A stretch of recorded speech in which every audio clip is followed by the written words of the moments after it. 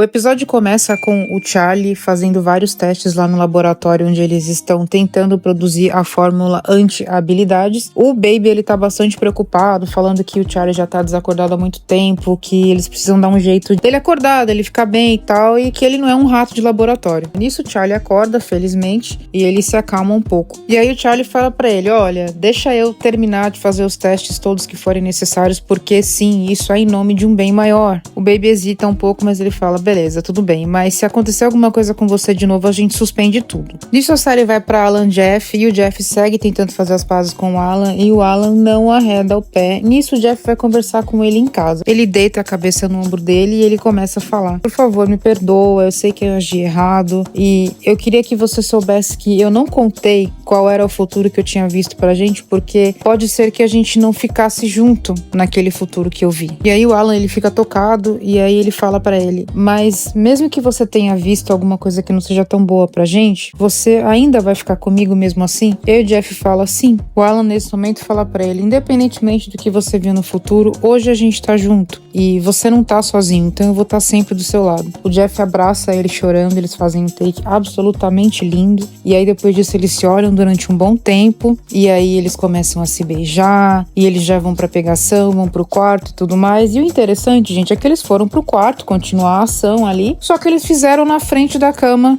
e no chão.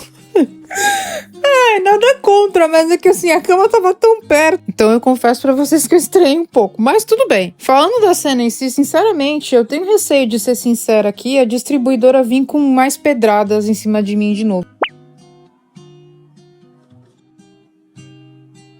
Gente, esse canal é pequeno, o outro canal também é pequeno, mas esse é menor ainda, então se eu tomar mais duas dessa, o canal vai pro saco. E aí, gente, por mais que seja um canal pequeno, é um esforço descomunal pra subir os vídeos, pra editar, pra pautar, pra fazer tudo sozinha. Então eu tenho medo de perder isso aqui. Por mais que seja um trabalho de formiguinha, e é uma formiguinha só, essa formiga aqui que vos fala, eu tenho receios de me prejudicar mais ainda. Então assim, não gostei da cena, achei a cena mecânica, achei o beijo bastante inferior ao que eles entregaram em This Love Doesn't Have Long Beans, que foi perfeita. Eu fiquei mesmo com a sensação de que tem alguma coisa diferente acontecendo na série no geral, então eu poderia só falar, beleza, eles foram lá e tudo mais, a química deles é perfeita, eles são absolutamente maravilhosos, também por isso é difícil você não reparar na diferença, entendeu? Fato é que Alan e Jeff, eles fizeram as pazes, e vamos focar aqui pensando positivo. Não, a distribuidora não vai me dar outra pedrada, vamos pensar no melhor cenário. Tô tentando, gente, mas vamos lá. Continuando o episódio, o Willie foi encher o saco do Baby de novo, dessa vez na academia, e ele desafia ele pra ir lutar com ele. Eles começam a lutar e tal, e aí uma hora lá da luta, o Willie chega perto dele e fala assim, nossa, mesmo suado você ainda é cheiroso.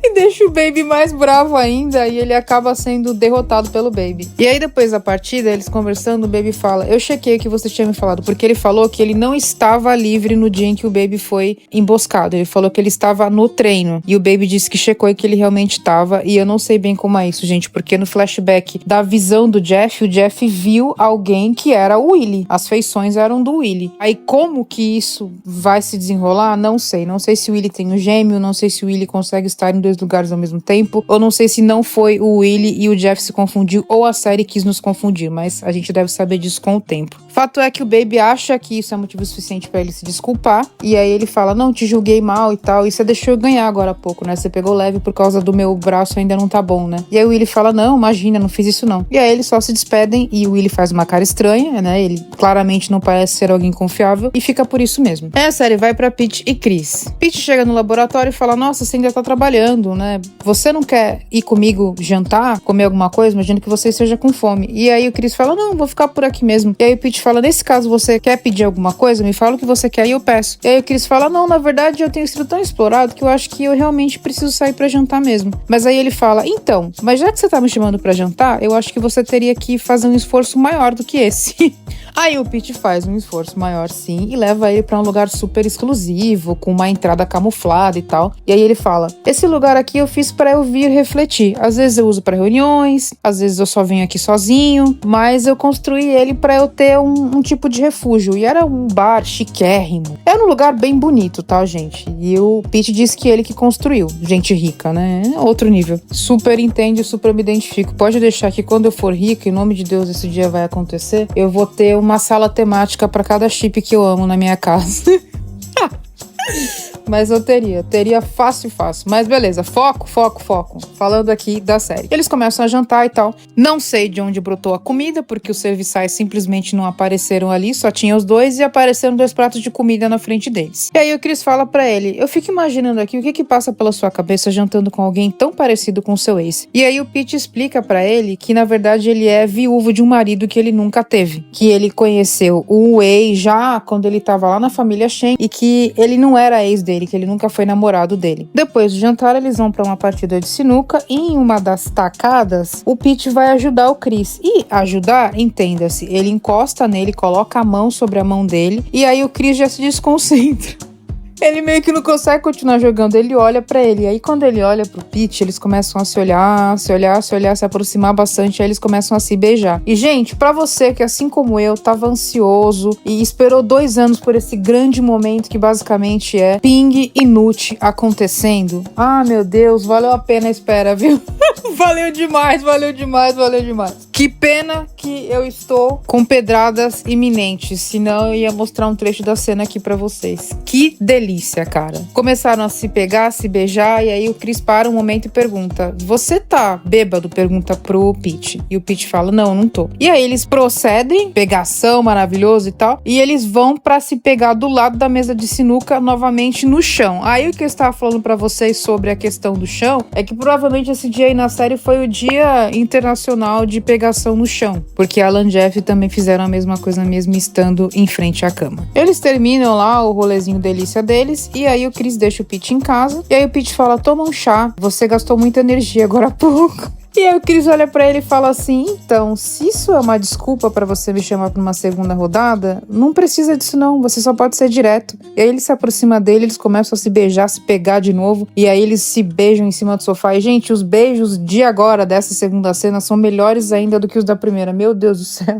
Enfim, infelizmente eles são interrompidos por Kim e Kenta, que tocam a campainha, porque o Kenta inventou de visitar o Pete nesse momento, pra falar do Tony, e aí o Pete até pergunta, mas tem que ser agora? Ele fala, tem. E aí ele pede desculpa pro Chris, e o Chris fala, não, tranquilo, você não me deve nada. Eles começam a conversar, e o Chris tá saindo da casa do Pete nesse momento, e ele ouve o início da conversa, que é sobre o Tony. E aí Kim, Kenta, Pete voltam no lugar lá onde o Kenta foi deixado pelo Tony, e aí eles veem uma van igual a van que sequestrou o Kenta naquele dia. Eles vão, interceptam o cara que dirigia a van, e eles conseguem pegar uma fórmula que o cara tinha lá no carro. Eles levam pra análise, e essa tal fórmula, segundo o Chris analisou, era uma fórmula que era parecida com a que eles estavam produzindo. E aí, nesse momento, o Jeff tem uma visão, ele vê o Tony testando pessoas e ele afirma pra galera que, na verdade, a fórmula é um jeito que ele está criando de aumentar habilidades, isto é, produzir ou potencializar mais pessoas que sejam alfa. E aí fica todo mundo desesperado. E aí é o aniversário do Baby e o Charlie faz uma surpresa pra ele. Ele faz ele descer as escadas de olhos vendados e ele fez um bolinho escrito mamãe, muito fofo. E aí ele falou pra ele fazer um pedido, e aí quando ele abriu o olho depois de fazer o pedido, o Charlie mostrou anéis pra ele. E aí o Baby já respondeu, a mamãe casa com o papai.